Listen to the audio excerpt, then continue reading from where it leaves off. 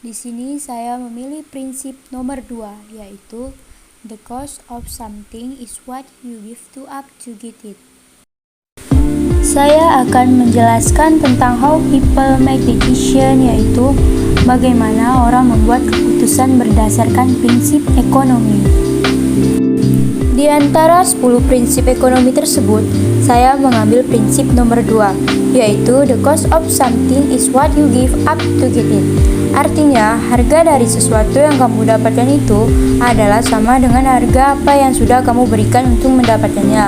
Artinya, untuk mendapatkan sesuatu yang berharga pula, kita harus mengorbankan pilihan lainnya juga yang tidak kalah berharganya.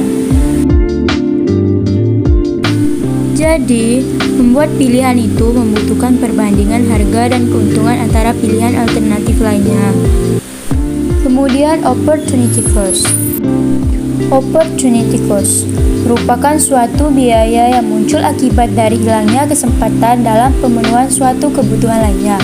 Biaya peluang atau biaya alternatif ini memiliki fungsi yaitu sebagai tolak ukur dari biaya ekonomi yang perlu dikeluarkan dalam rangka memproduksi barang atau jasa dalam kaitannya dengan alternatif lain yang dikorbankan.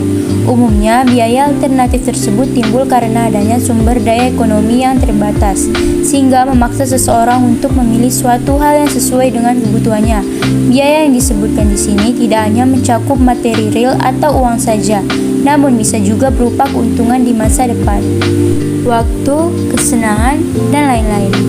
Ketika kita memilih untuk memperoleh sesuatu, maka akan ada harga yang harus kita bayar atau kita korbankan untuk mendapatkan sesuatu itu.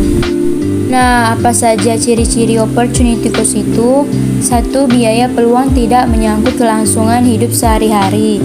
Artinya, biaya yang dikeluarkan dalam biaya peluang bukanlah untuk biaya kebutuhan sehari-hari, namun opportunity cost ini hanya mengorbankan satu pilihan dari pilihan yang telah dipilih dengan harapan menjadi sebuah pilihan yang tepat. 2. Pengambilan keputusan dalam biaya peluang tergantung pada tujuan dan situasi individu yang tentunya berbeda satu dengan yang lain. Yang ketiga, biaya peluang dihitung dari nilai yang terbaik yang dikorbankan jika terdapat lebih dari dua pilihan. Nah, sebagai contoh, saya memiliki uang sebesar 5 juta rupiah. Dalam hal ini, saya memiliki dua pilihan yang harus saya pilih salah satunya karena keterbatasan uang yang saya miliki, yaitu 1. Membeli pakaian seperti kemeja, celana, tas, dan sepatu yang ada di pusat perbelanjaan mall sebagai keperluan untuk kuliah. 2. Membeli laptop sebagai media pembelajaran untuk mengerjakan tugas-tugas kuliah yang ada di kampus. Nah, ada dua hal yang harus saya kerjakan sebetulnya. Ada dua hal yang harus saya peroleh. Yang pertama, saya membutuhkan pakaian-pakaian bagus dan dengan kualitas yang baik untuk memulai kuliah saya. Saya perlu membeli beberapa kemeja, celana, dan sepatu. Semuanya yang harus berkualitas bagus, karena yang berkualitas bagus itu nyaman dipakai, tahan lama, dan barang-barang tersebut terdapat di mall.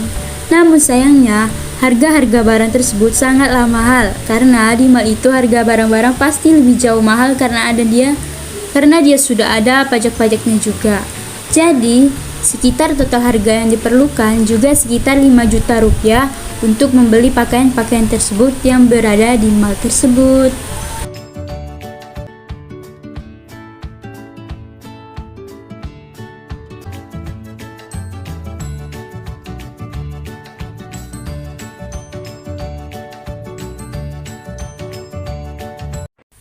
Namun di sisi lain, saya mempunyai pilihan kedua yang tidak kalah penting, yaitu saya harus memiliki sebuah laptop yang seharga 5 juta rupiah juga.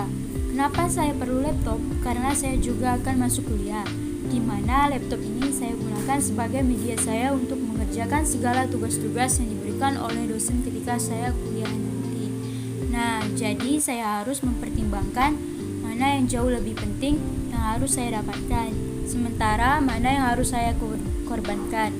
Setelah saya pertimbangkan prinsip ekonomi nomor 2, maka saya memilih untuk membeli laptop seharga 5 juta. Hal tersebut saya lakukan karena memang laptop ini jauh lebih penting, dan keuntungan yang saya dapatkan ketika saya sudah membeli laptop saya bisa melanjutkan kuliah saya dengan baik karena saya bisa mengerjakan tugas-tugas kuliah saya menggunakan laptop ini. Sementara saya harus mengorbankan pilihan saya yang lain, yaitu berbelanja pakaian-pakaian bagus dan mahal yang terdapat di mall tadi. Ya, tidak menjadi masalah. Pakaian-pakaian tersebut sebenarnya bisa saya beli dengan harga yang jauh lebih murah, atau saya bisa mengumpulkan pakaian-pakaian dari kakak saya yang lainnya, sehingga saya tidak perlu mengeluarkan uang. Jadi, memang ada harga dari sebuah pengorbanan dengan mendapatkan sebuah laptop seharga 5 juta rupiah. Saya harus mengorbankan keinginan saya untuk membeli pakaian-pakaian yang bagus, yang bermerek, yang berkualitas dan harga mahal senilai 5 juta rupiah tadi. Jadi, pakaian-pakaian yang berharga di mall itu disebut opportunity cost. Itulah yang harus saya korbankan.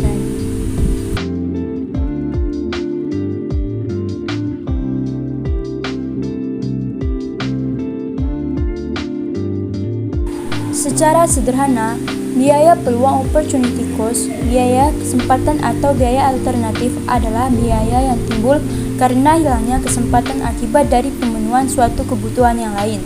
Selain itu, biaya alternatif ini berfungsi sebagai tolak ukur dari biaya ekonomi yang harus dikeluarkan dalam rangka memproduksi suatu barang atau jasa tertentu dalam kaitannya dengan alternatif lain yang harus dikorbankan. Misalnya, jika lebih banyak sumber daya manusia atau alam digunakan untuk memproduksi makanan, maka lebih sedikit sumber daya yang digunakan untuk memproduksi minuman.